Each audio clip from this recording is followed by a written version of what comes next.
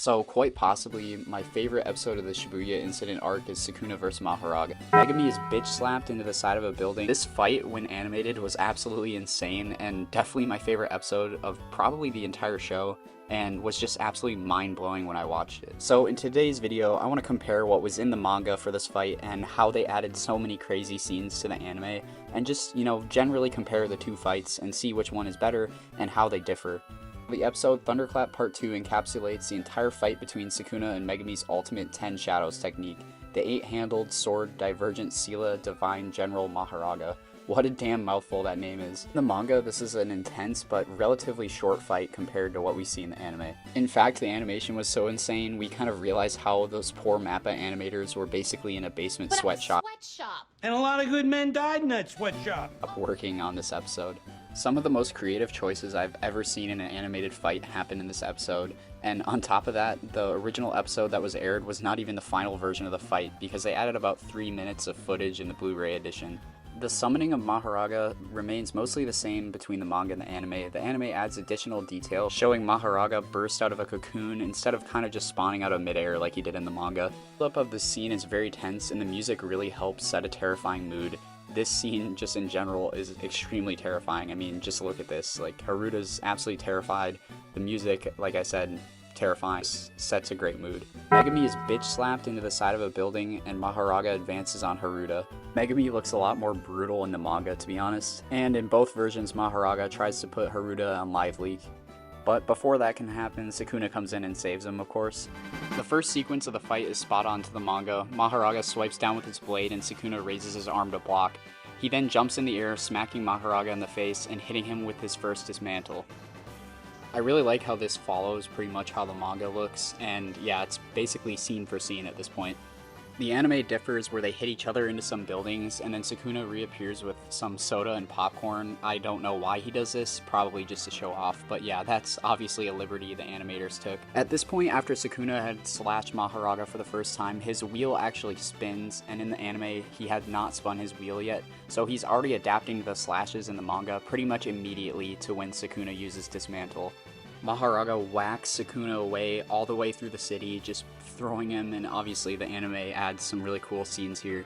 But same thing pretty much happens in the manga. He's throwing him through buildings, just kind of ripping everything apart. There's a scene where Sukuna kind of flies onto the wall. The anime adds him pulling a finger out of his hoodie. I think it's about to show right here.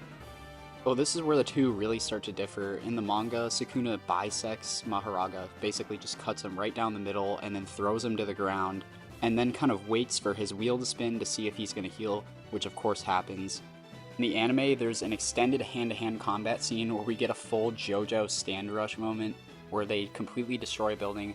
We even see Mahoraga hasn't adapted yet because his leg is missing, and even his finger from earlier that we saw is also missing.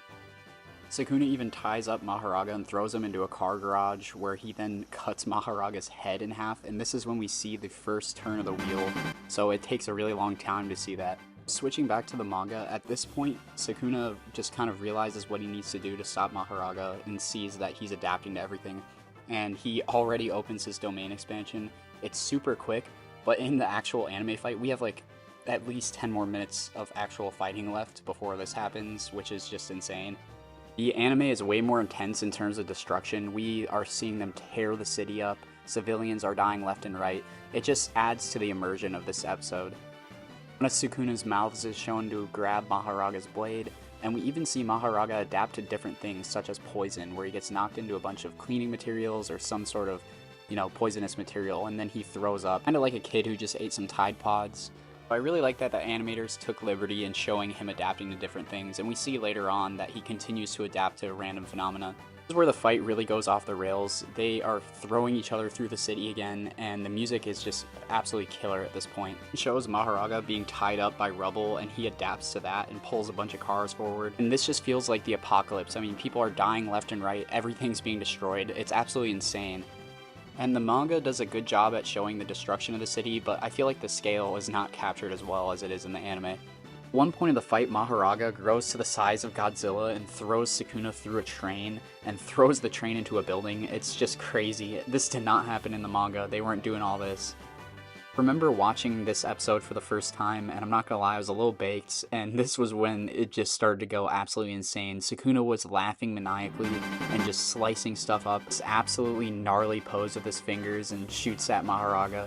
And here's when we get into some of the extended Blu-ray scenes, so they have an absolute stare down here, and the animation of them throwing hands is just wild. I mean, I've never seen anything like this. And unfortunately, a lot of this is clearly unfinished because MAPPA did not give them enough time. Obviously, the animators did their best, but yeah, I wish they could have gotten a little more time. Sukuna hits a nasty pump fake on Mahoraga here and looks psychotic, just swiping at him. If there's really any good words to describe the Blu-ray scenes other than raw. At one point, Sukuna even completely annihilates Mahoraga just for his wheel to spin, and he just comes straight back into existence. The adapting they show in this is just so sick compared to what was shown in the manga. We get a little Michael Jackson pose and some shadow boxing, and just more hands being thrown. It's just insane. They're just beating the crap out of each other. Mahoraga even grabs the entire top half of a building and chucks it at Sukuna. Again, they were not doing all this in the manga, and it just gives me hope for future fights so that they'll give it this treatment. Sukuna takes a bow and continues to show off in front of, all the people who are being killed around him. The plane's crashing, continue to fight while in the plane, and they're throwing each other to the ground.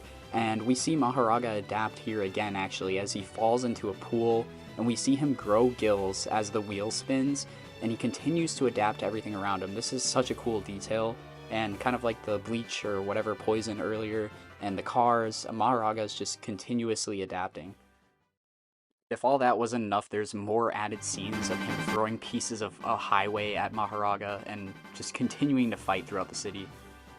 Well, now we're finally getting closer to Sukuna actually starting his domain expansion, but before he does that, he has to, slash Mahoraga a few more times. We get more insane animation. Again, we just see more adapting from Mahoraga. We see the wheel spin again as Sukuna starts to yap a little bit before he opens the domain. And of course, the animation for Malevolent Shrine is absolutely insane. Just music going crazy again. That adds so much to the episode. I wish I could play it here, but don't want to get copyrighted, but it just looks so insane. So he opens up the domain, destroys Mahoraga. Of course, he comes back again because he's still adapting, but the destruction, again, like I've said multiple times, is just unmatched here. Manga does also show Sukuna's domain destroying the city, but it's, less detailed, obviously. Similar scene with the girl with the phone getting kind of disintegrated. It's a little more violent in the manga, I think, but still happens here. You see her get slashed up, and then this absurd animation of Mahoraga adapting and walking through. We get a little scene of Sukuna locking in as well, which looks super sick. Manga still has this insane panel of Mahoraga getting cut up.